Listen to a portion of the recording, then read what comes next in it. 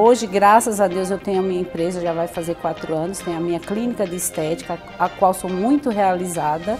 Gente, não tenho palavras, porque começou nesta sala aqui, gente, nesta sala aqui. Foi onde começou a minha história. Hoje sou muito realizada profissionalmente, fiz outros cursos, sou apaixonada pelo que eu faço.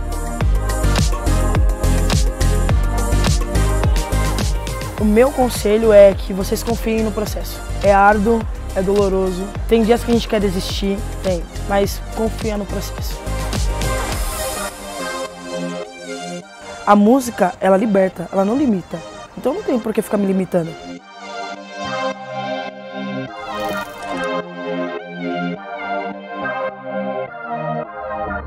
Ao som do empreendedorismo.